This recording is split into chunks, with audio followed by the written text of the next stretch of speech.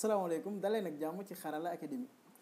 mbokki seen Xarala Academy duñ topp suñu tutoriel tey dañoo ñëwaat ci benn épisode boo xamante ni bu am dafa spécial tamit dafa nekk loo xam ne dañ ko yàkkamti trop. ok léegi tey suñu tutoriel dañoo bëgg wax ci loo xamante ni lu am solo la boo xamante ni askan wi yëpp ñu ngi koy gis fan yi mu nekk benn opérateur téléphonique waaw ok voilà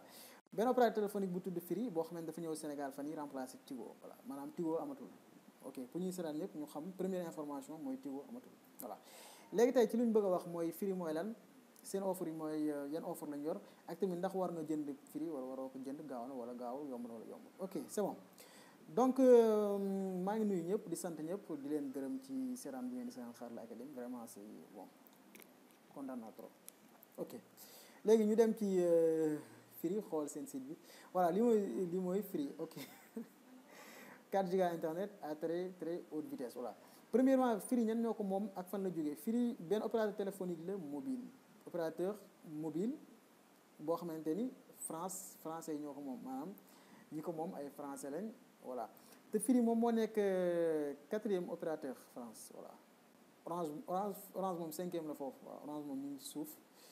li ñuy gagné lépp fii lañ koy gagné fii en Afrique orange Mali et orange Sénégal voilà donc Free opérateur téléphonique la français ok benn bi stop mooy yan avantage la am voilà parce que dañuy ñëw si avantage yi ak tamit inconvénients yi ok premièrement avantage yi mu gën a am bi su njëkk mooy prix bu yomb voilà Free dafa nekk loo xamante ni lu yomb la parce que seen offre yi 1500 da nga am connexion am na 6000 tamit 6000 bi yomb na trop parce que 6000 dañu lay may 20 giga internet connexion deuxièmement ñu may 800 minutes d'appel ñaar yooyu nekk loo xam ne yomb la 800 minutes je pense divisé par 60 13 heures d'appel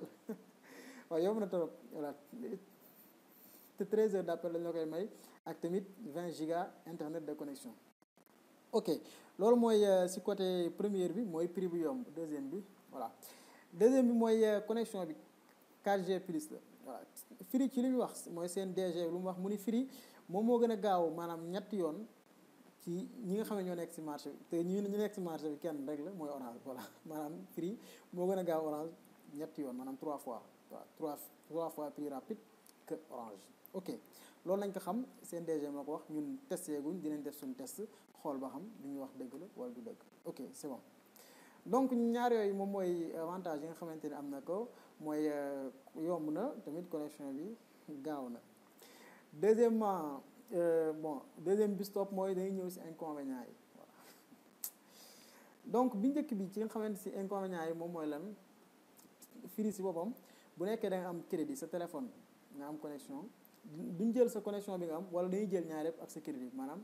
dañuy loolu sàcc lañ ko mën a tudde parce que dañuy sàcc sa crédit voilà loolu moom am nañ si cas yu bëri yoo xamante ni yu pratique peut-être ñi nga xamante mos na leen dal mettre si commentaire ñu gis ko ñu xam ne lii lu réel la lu ñu inventé ok bi stop boobu moom maa ngi koy doo gis par exemple ñun la da nga am 20 giga internet 20 giga internet connexion internet 10 giga yi ngay connecté wu ci 4G plus 3 giga yi nga connecté aussi ci 3G plus 10 giga yi des nga connecté wu ci 3G plus non Free grave na loolu moom peut-être ñoom am nañu yeneen explication wala ki nga xamante ni comprendre na nu muy demee mën nga commentaire nga wax ko ci suuf wala nga envoyé ko vocal ñu jox ko ñi nga xamante ni ñoo ñuy seetaan ok donc boobu moom inconvénient la ci man quoi mooy amee 20 giga internet 10 giga yi nga ci connecté wu ci 4G plus ak yeneen 10 giga yi nga ci connecté wu ci 3G plus ok donc loolu mooy beneen inconvénient bi bu weesoo loolu mooy loolu inconvénient la ci ñenn ñi mooy français ñëw moom maanaam ñun li ñu liggéey lépp pour français yi la quoi ok loolu garaawul parce que am na autoroute bi am na yeneen sociétés fi nekk ak Orange ñun yëpp France mooy moom waaw comme lañ nangu rek te muñ ok léegi tey première vidéo bi loolu lañu bëggoon wax leen la mooy Free ak offre yi fi nekk war ngeen ko jënd wala waru ngeen ko jënd tey nag yéenay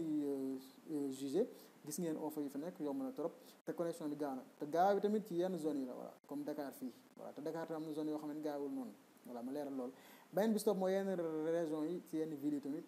gaawul noonu voilà loolu tamit ñu bàyyi si xel bu baax a baax bu ñu wax gaaw rek nga yaakaar ni réseau bi foo dem day gaaw voilà mais du fépp lay gaawee ok donc suñu deuxième vidéo bi mooy boo la ñu def nag vrai débat bi mooy entre Orange ak Free kan nga si war a tànn ban moo si gën a gaaw ban moo si ëpp sécurité quoi si utilisateur bi ak voilà je pense que ñaareel bu ñu ko waxee ak tamit seen débit ban moo si gën a yomb waaw loolu tamit lu am solo la comme ñu ne utilisateur lañ dañuy soxla chaque jour di xam li ñu utiliser ak tamit fan moo gën a yomb ci ñun voilà parce que tamit nit ku nekk fooy dugal sa xaalis da nga xool loo xam ne da lay jural njariñ tamit nga mën ko am ci lu yomb loolu moo gën voilà maa leen sant di leen gërëm bu baax di leen wax ngeen abonné ci chaîne bi daal koy partagé beneen vidéo bi di ñëw dinañ ci ñëw incha allah merci ba beneen yoon ci beneen tutoriel